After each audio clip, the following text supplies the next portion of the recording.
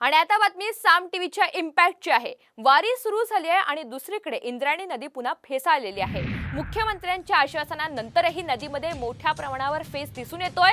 साम टीव्हीने ही बातमी लावून धरल्यानंतर प्रशासनाला जाग आली आहे। पालिका प्रशासनाने नदी स्वच्छतेच्या कामाला सुरुवात केली आहे। नदीमध्ये केमिकल फवारणी करून फेस काढला जातोय।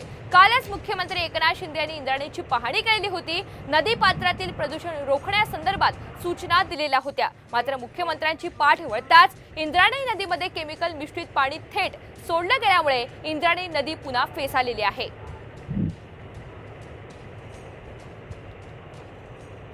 तर वारी सुरू झाली आहे आणि दुसरीकडे इंद्रायणी नदी पुन्हा फेसाळलेली आहे। मुख्यमंत्र्यांच्या आश्वासनानंतरही नदीमध्ये मोठ्या प्रमाणावर फेस दिसून येतोय।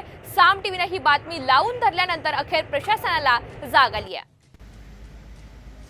तर काल मुख्यमंत्री एकनाथ शिंदे यांनी इंद्रायणीची पाहणी केलेली होती आणि दुसऱ्याच दिवशी आपण बघतो इंद्रायणी नदी पुन्हा एकदा फेसाळली।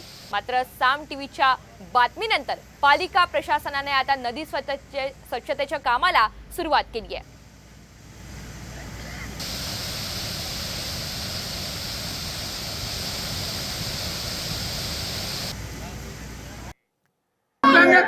इंद्रायणी नदीचं प्रदूषण मुक्त करणार हे ध्येय हे वचन मी दिलेलं आहे आणि त्याचं काम सुरू झालेलं आहे। स्वच्छ वाहणारी इंद्रायणी सगळ्या केमिकल इंडस्ट्रीमुळे मोठमोठ्या उद्योगामुळे त्याच्यामध्ये कुठेही पोल्युशनच्या संदर्भात तिकडे कुठलीही कारवाई होत नाही। सगळे तिकडे त्या उद्योगांकडून वसुली सुरू आहे।